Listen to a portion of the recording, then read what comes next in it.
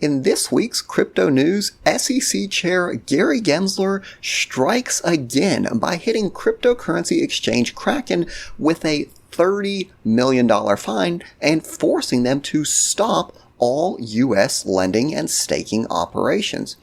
In today's video, we're talking all about what this means for crypto, what it means for you, and whether there are some cracks starting to appear in the SEC's crusade against crypto. Hey everyone, and welcome back. This is the Part-Time Economist, and in today's video, we are talking all about the SEC's latest enforcement action against cryptocurrency exchange Kraken. Now, before we get into this, I want to be very clear, this is not financial or investment advice. I'm just covering some crypto news and really trying to put it into perspective. Also, it does take me a little bit of time to compose these videos, do the edits, so if you could leave a like, a comment, or a subscribe, it would totally help me out. So, with that being said, let's jump right into the video. Recently, the SEC charged cryptocurrency exchange Kraken with offering an unregistered securities product. Now, if you remember, this is not at all new for the SEC. We saw them do something similar with Gemini a couple months ago. And if you also remember, Nexo, which was a cryptocurrency lender, left the US market saying that the regulatory environment was just so complex that it wasn't worth it. And looking back, it seems like they might have made a good decision because cryptocurrency exchange Kraken has been hit with a $30 million fine, and get this, they can never ever again offer crypto lending, staking, rewards programs in the US, even if they go through the registration process. So obviously a huge obstacle for Kraken. The fine, the ability to not offer one of their key products is a massive setback. Now, what does this actually mean for crypto and why was Kraken targeted? There's a couple key pieces of information. The first is that Kraken's program specifically established a certain interest rate. In other words, it was established by Kraken, and it wasn't something to where they were kind of just pooling funds and then passing along the rewards to the investors. And that is something that's very important to distinguish because a lot of people have seen this news and they've seen, oh, Kraken has been charged for staking, and they're thinking 90% of cryptocurrencies are based on staking. Is Gary going to basically shut all of them down? And interestingly, Gary held I don't know the exact title, it was like the chairman's office hours or something, but he essentially created about a 3-minute video.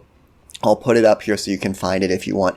And he's going through talking about staking and why it needs to be regulated. Now, what I found most interesting is, in my opinion, he makes a very clear distinction between blockchain staking and staking as a service. So if you watch his full video, at the start of the video, he is talking about how blocks are validated, how staking works, and he specifically mentions the large upfront cost of staking, the low probability of actually earning a staking reward, and there's kind of a break. He says, but as a way to get around these problems, some third parties have offered staking as a service where you pool your crypto, where they kind of do it for you, right? So in my mind, he's making a clear distinction between staking on the native blockchain, right? If you think about something like ETH 2.0 or Cardano or something like that, and staking as a service, right? So in my mind, there's a clear distinction. Now, don't let that get you too bullish, because if you remember a while back, Gary still did say that virtually all cryptocurrencies are unregistered securities. So they might have escaped his wrath on staking, but in the bigger picture, they're probably still unregistered securities, according to Gary. So don't get too hopeful there. But you might get a little bit hopeful because it does appear that there are some cracks appearing in the SEC's crusade against crypto. We see Hester Pierce, who is I'm not sure her exact title, I think she's like a co-commissioner, but she essentially said, and very, how do I want to say it? Her language was very strong, and she's basically calling Gary out, saying, the SEC said this is a huge win for investors, and I disagree. And again, I'll put the screenshot up here so you can read it, but she is calling people out saying, this is a paternalistic attitude. This is not good for investors. It's completely out of line. And as you go through her dissent on the matter, essentially what she's saying is whether or not they should have registered this as a securities product, she says it's just so complicated at this point. It's so convoluted. The process for them to go through and actually do that is basically impossible. And here's why this is important. Many people that are into cryptocurrency, right? We hear them all the time say it's basically impossible to figure out the registration, right? And coming from someone that's heavily invested in crypto or is trying to offer a crypto product or service, we might think that they have a little bit of bias. So when someone in her position comes out and says, yeah, you all are basically right. There's no clear path here. There's no clear regulation. My hope is that other people will start to notice this. And what they'll say is, hey, we need these clear regulations, right? How many companies have to leave the U.S. market? The U.S. wants to be innovative. The U.S. wants to be the world leader in technology.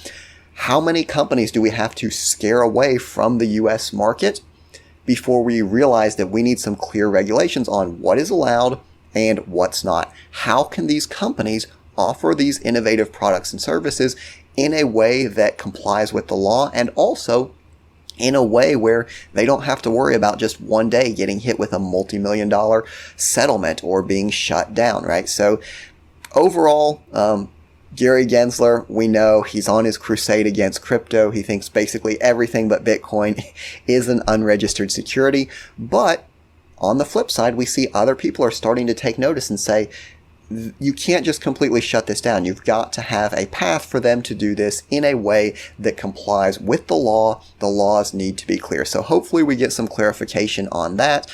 Obviously, this video isn't financial advice, but I'd love to know what you all think. Do you think this is a win for investors, as Gary calls it? Or do you agree with Hester Pierce, who says, no, this was a complete overstep, and instead of just doing this regulation through enforcement, we need clear laws so that everyone can be on the same page? So let me know down below what you think. As always, I do appreciate you watching the video, and I'll see you next time.